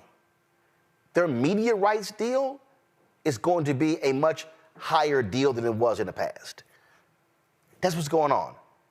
Amazon and another major company announced, Amazon and Adidas, I think, announced a major investment in terms of WNBA players. I need people to sometimes chill the hell out with, oh my goodness, there's the white girl getting all this attention. Here's the whole deal. Let me just help folks out, because it ain't hard. There are more white people in America. Yep, those are the numbers. And so if you're an advertiser and you're going to market a Caitlin Clark, who, whether you like it or not, did break numerous records, great. But let me help everybody out there who's complaining about something. When a black guy started playing golf, you know what happened? TV contracts got renegotiated and the purses went through the roof. It's a whole bunch of white golfers sitting there like, man, I'm glad Tiger came along, because we all got paid if Tiger come along. Versus sitting here complaining about Caitlin Clark and, why these things are happening because of Caitlin Clark. Maybe folks should step back and now realize that with the resurgence of the ratings and the basketball ratings and what's going to happen with the WNBA and now more attention, guess what? Everybody's now going to get paid more money. So I'm not tripping about the attention being paid to Caitlin Clark. I'm like, good. Because the vast majority of players in the WNBA are black. Which now means that if the value of the WNBA increases, the salaries of black players increase. That now means that you're going to have more contracts, more endorsement deals for other players. And let's stop tripping. You've had some great white female ball players before. Diana Taurasi, Sue Bird, Rebecca Lobo. Y'all, come on. I just think that sometimes folk are so touchy and they don't realize what's going on. Caitlin Clark, Angel Reese, and all the other players is great for women's basketball. And I hope the ratings go through the roof. The demand of play, that was, the WNBA did not show the first preseason game of the Chicago Sky. Now, I'm gonna blame the Chicago Sky owners. Because see, guess what? The Indiana Fever owners, they rolled the red carpet for Caitlin Clark. They completely capitalized on her popularity. They had the jersey ready, everything. Chicago Sky, that Angel Reese news conference, that shit sucked. It sucked ass. It was horrible. I blame ownership for that. I blame management for that. If you're the Chicago Sky and you ain't marketing Angel Reese right, that's on you. Not the WNBA, but I want black folks to recognize that if Caitlin Clark causes the WNBA's media rights to skyrocket and jersey sales to skyrocket and all of these teams become elevated, I'm good with that. Because a lot of black ball players are going to benefit as well. Let's go to my panel, chat about this here. Kelly, I've watched a lot of women's hoops. When Texas A&M went to the NCAA championship, played Notre Dame, they beat Stanford in the semifinals. I booked a flight to Indianapolis. I was there for the championship game when they won. Hugely supportive of my man, Gary Blair was the head coach. I grew up in Houston. We watched the Houston Comets, the first dynasty in the WNBA, win 3 championships. Tina Thompson, Cynthia Cooper, as well as Cheryl Swoops. When I look at it, I remember the UConn Tennessee games were just legendary. You're seeing this. But I just think a lot of people are being way too damn sensitive as if, oh my goodness, how they mistreating the sister, Angel Reese versus the white girl getting all the attention. I'm sorry. The Indiana Fever were prepared to blow everything out of the water. Chicago Sky were not. And guess what? Again, just like with Tiger, if Caitlin Clark's presence causes ratings to skyrocket and money to skyrocket, everybody benefits, not just her. I think 2 things can be true at the same time. Your viewpoint of Caitlin Clark elevating the visibility of the NBA, elevating the value of the WNBA, that very well may be true because she's an excellent ball player. I'm not going to take that away from her. I can't take that away from her. The stats speak for themselves. But there is a point of contention being that she is getting this exposure because she's white. It's not that Black women basketball players weren't ever as good as Caitlin Clark. They were. They just didn't get that attention. But also, also nobody was watching. But they weren't watching because they were Black women. No, they weren't watching because we live in a sports world that was male dominated, and the people who are dissenting. First of all, you had some white girls hooping back then too. So it wasn't like Cheryl Miller, Teresa Witherspoon, Dawn Staley. It was just them. You had some white girls hooping. We're just simply seeing the league and the embracing of women's sports come of age. And I'm like, great. Clark, Reese, whoever, everybody come along, because finally they can now start making real money in America and I ain't got to go overseas. Mm-hmm. Again, true. But there's layers to this. It's not just the fact that, there's an elevation of women's sports, but the elevation specifically when it comes to the WNBA and Caitlin Clark, it's because Caitlin Clark is white. I mean, that is a layer to it, right? I'm not saying, again, I'm not dismissing her accomplishments. I'm not trying to inflate Reese's accomplishment. Got it. But again, the reason why we're seeing a lot of what we're seeing in the WNBA is because their star player is a white woman. And if Larry Bird was not white, and when Magic Johnson came out, you would not have seen the reaction in the NBA. Exactly. I'm just saying, like, we just need to recognize that there are layers to this. I'm not saying that you're wrong, but the layer that people are talking about the most is the fact that she's a white woman. And that part who can hoop as well. Who can hoop? At the end of the day, she ain't just white, Michael. She can hoop. Yeah, there are layers to this. I think some people, I watched some of the commentary on MSNBC, and I watched some of the commentary from sports analysts who really follow the WNBA. So I remember when the WNBA started, and I watched it. We had the Detroit Shock here in Detroit.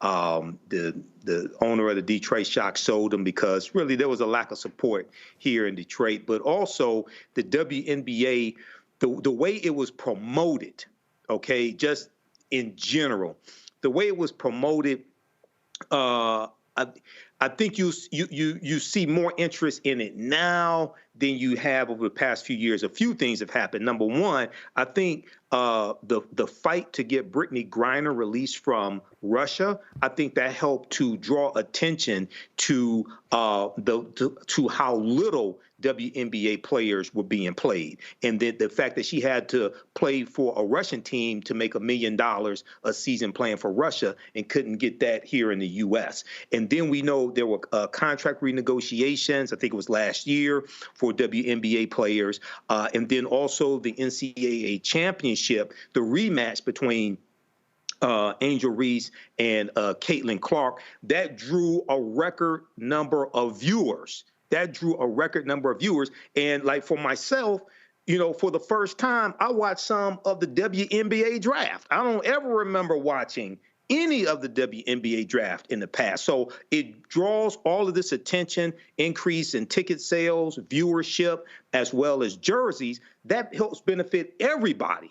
And we know Angel Reese has contracts. We know even in college, Angel Reese had contracts. Caitlin Clark has a contract with Xfinity and others. So this is going to help everybody. But because this is America, there's always usually some racism in it as well. But see, but to me, it's not even a question of racism. Look, I get all of that. I understand history. I understand all those things. But I also understand marketing.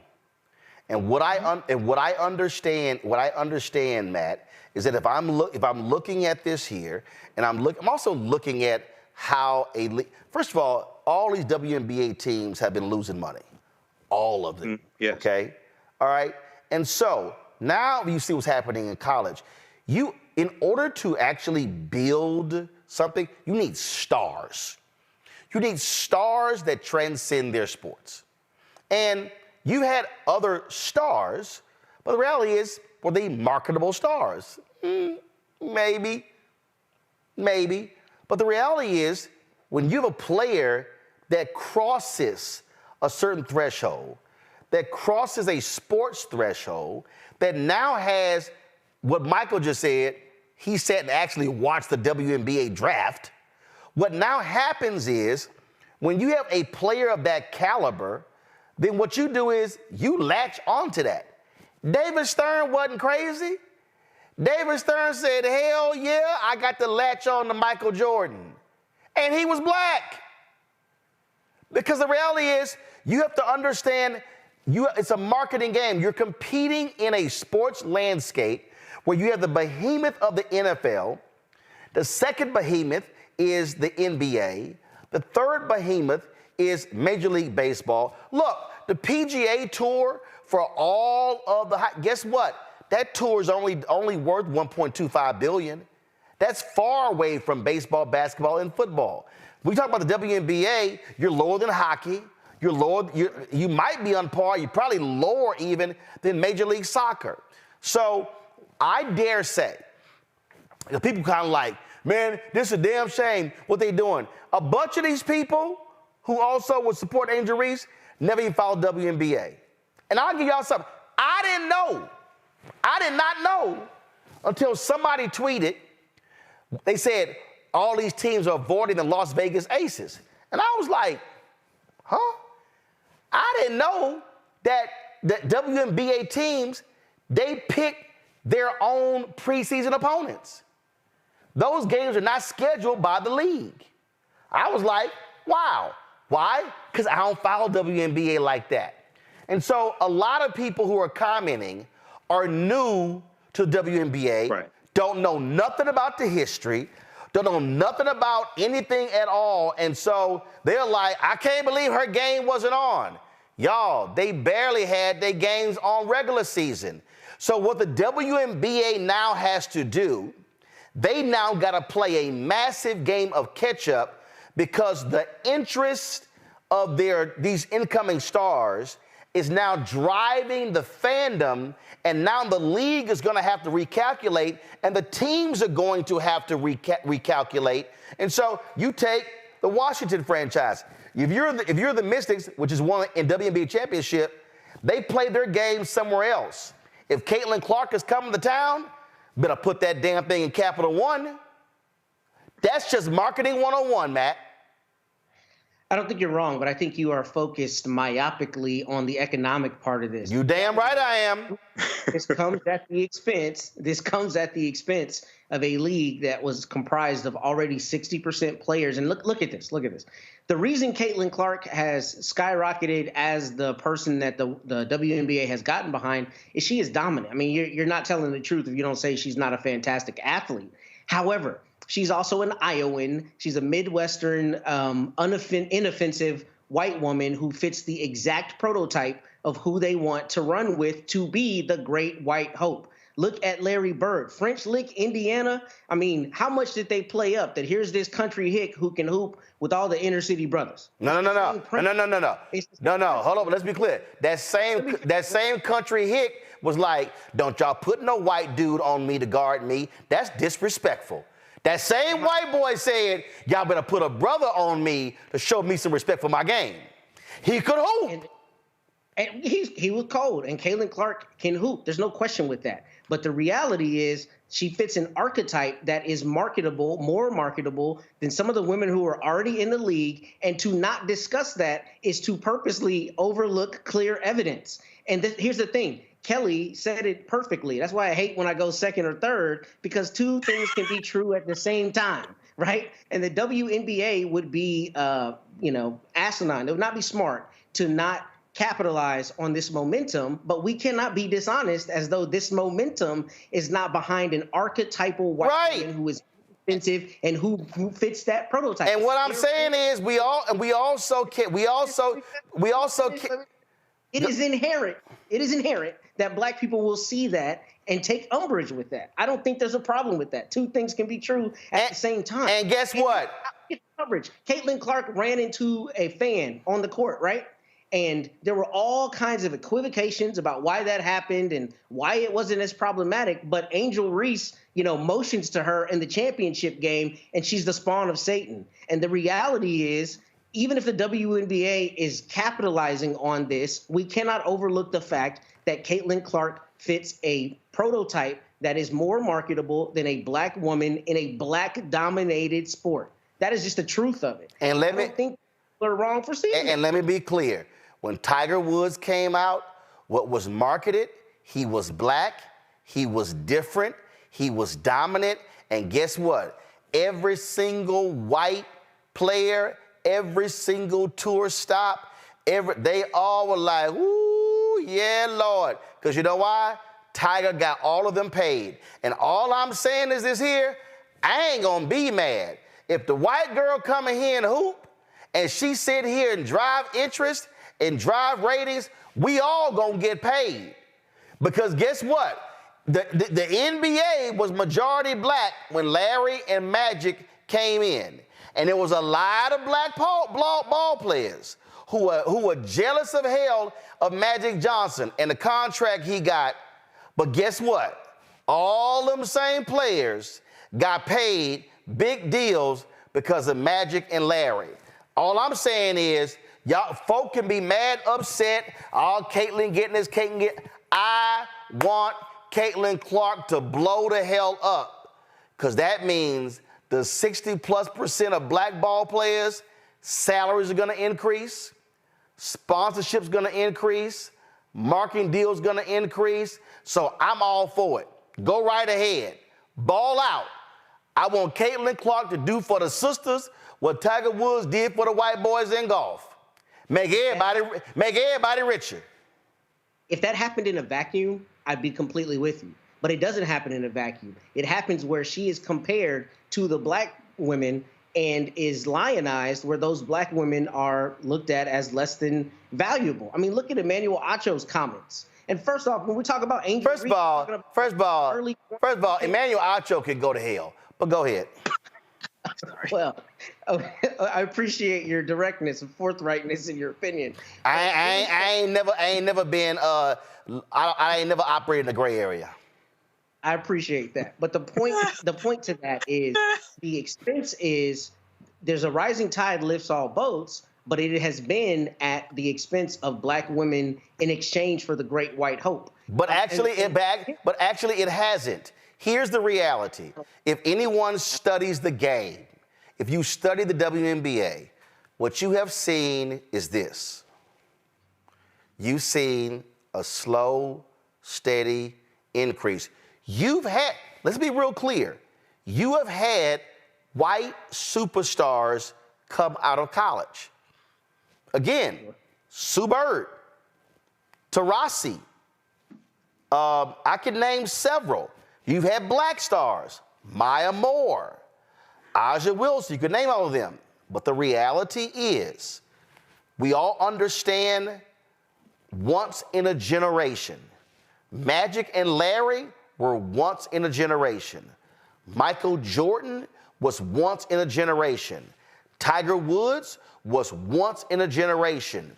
It happens. And so there's going to be somebody who hits at the right time, at the right moment, and all of a sudden catapults a sport. I'm using Tiger as an example. You had Arnold, you had Jack, you had Johnny Miller, you had Tom Kite, you had Tom Watson, but none of them brought what Tiger brought. And what I'm saying is all the other golfers, the purses in golf were like $1 million, $1.5 million. That shit went to 3, 4, 5, rising. Hell, one of the reasons why they worry right now about the Saudi Arabian folk, because Tiger is so hurt, he ain't winning, they ain't gonna get no big media deal. All I'm saying is, I am not going to be mad with what happens with Caitlin Clark, because guess what? A bunch of folk who are black are about to get paid real well. Real well. And you know what? The franchises, you're gonna see more marketing, more visibility, more games on broadcast network, a better deal, and that's gonna also then spur more interest in women's college basketball, women's high school basketball. It's gonna come all the way down. So I'm here for it. I ain't gonna complain about it because I ain't got no problem seeing Angel Reese and Caitlin Clark, Aja Wilson, all these folks over the next decade. So I'm like, Caitlin, come in here, hoop your ass off, and get everybody paid. You're right. But because one of the reasons Brittany Griner had to go to Russia, because they could not make a lot of money in the WNBA. So I'm down with it. That's what I was saying. I'm down with it. I'm like, I'm good. I'm like, hey, Caitlin, go score your 40. Go right ahead. CNN's coverage was a picture of Iowa losing the championship, right? Because she's the great white hope. And I'm not taking anything away from her. I think she's a dominant athlete, and I think she is a generational talent. But we would be obtuse to not look at the fact that part of the reason they have run with her the way they have is because she is the great white hope. Let me ask you this question. If Tiger Woods was in the final group in the Masters and he lost by one stroke, would the winner's photo have been on CNN.com? Yes. No, it wouldn't. Yes, it would. No, it wouldn't. Yes, it would. No, it wouldn't. I'm telling you right, Kelly. When he was in his prime. No, Kelly. When he first got on the scene, Yes, they would. No, Kelly. If he was in the same standing as Caitlyn, no, Kelly. Yes, they would. Kelly, you didn't hear you didn't hear the question.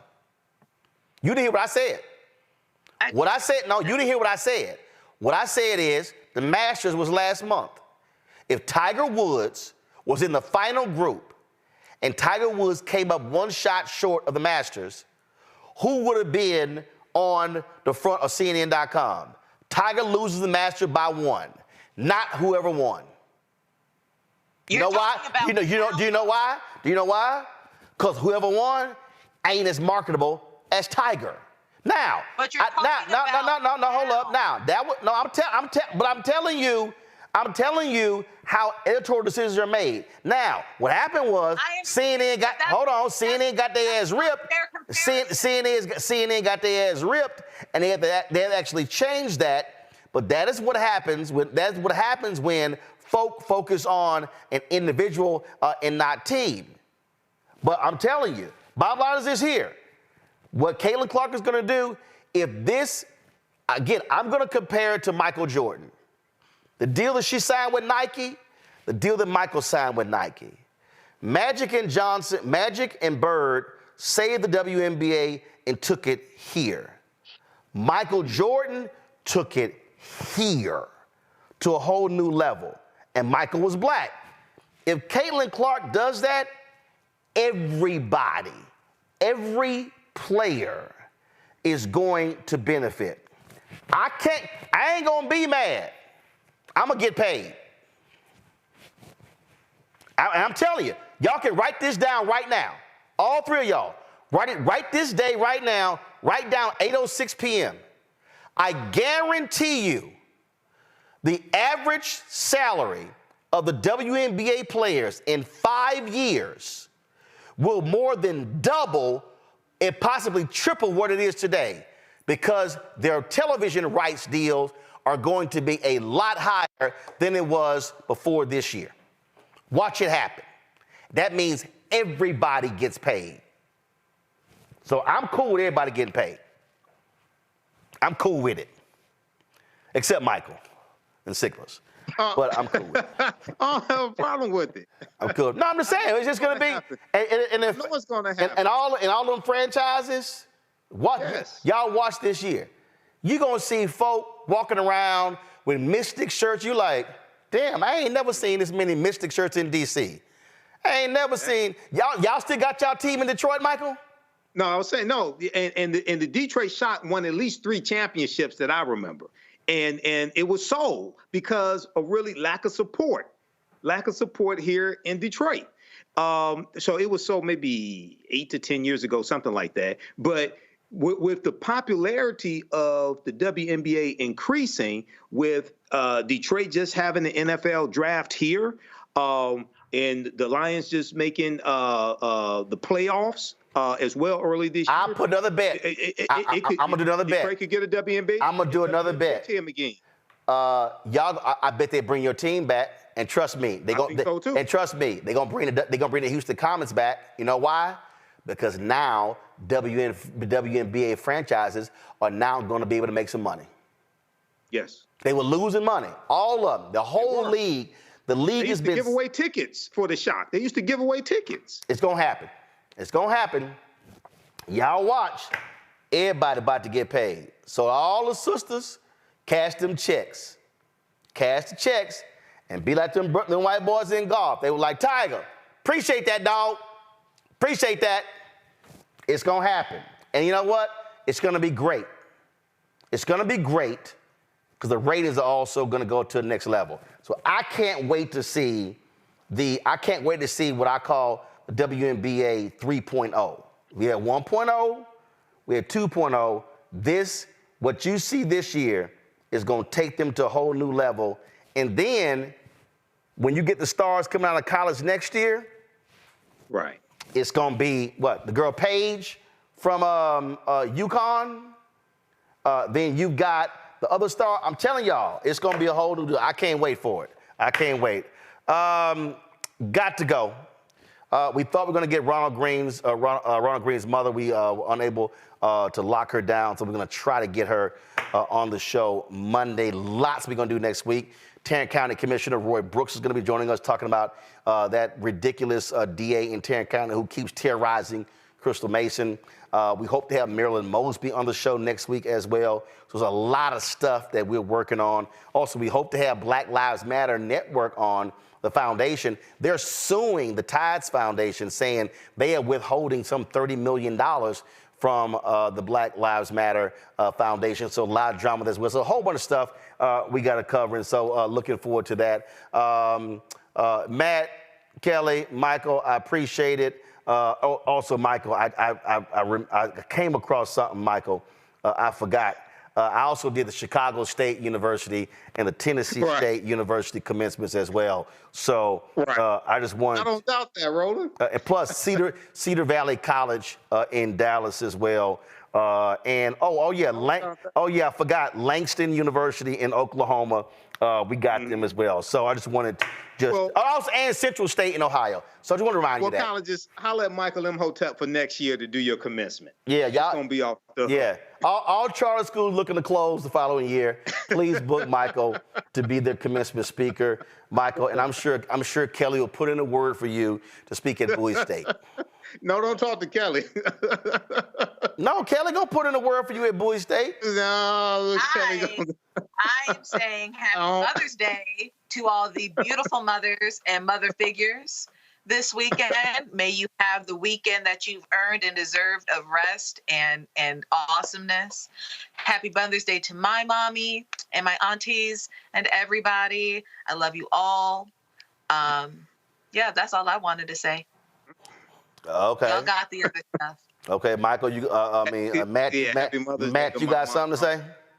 Happy Mother's Day to my mom. Happy Mother's Day to my. I said Matt. Calm down. Hold on. You said Mike. First you said Michael. Michael and Matt don't sound the same. Matt gone. Michael first.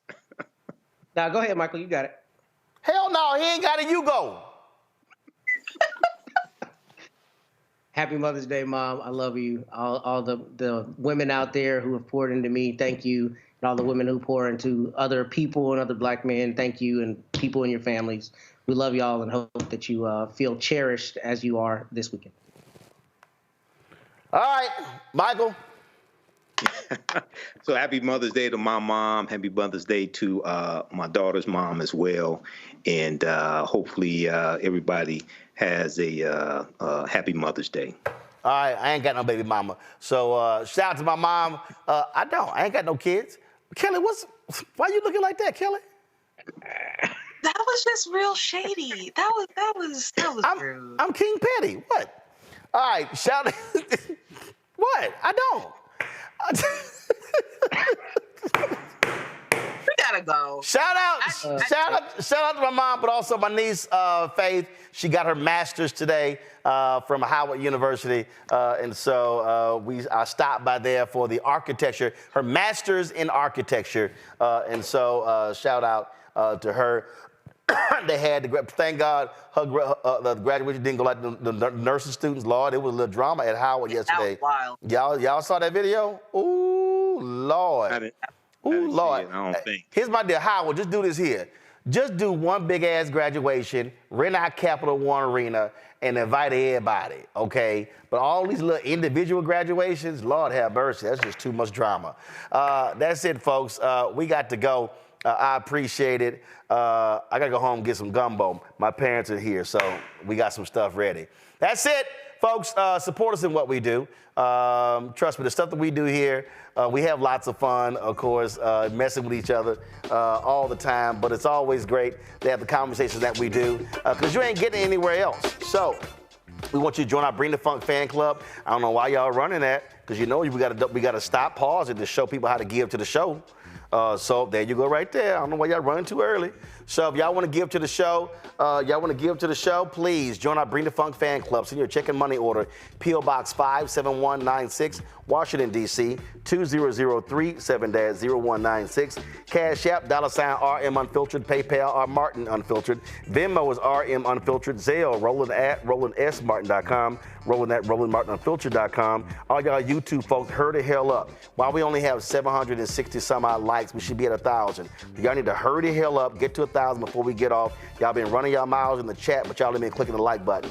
Download the Black Star Network app, Apple phone, Android phone, Apple TV, Android TV, Roku, Amazon Fire TV, Xbox One, Samsung Smart TV. Be sure to get a copy of my book, White Fear, The Browning of America is Making White Folks Lose Their Minds, available at bookstores nationwide. We are sold out of my books of the first, but y'all might be in luck. I'm having my brother check. I think I left a few cases at his house in Houston. I will let y'all know. But right now, we have taken the first off of the website because we've sold out. And so just want to let y'all know that. All right, I'm going to see y'all on Monday. How?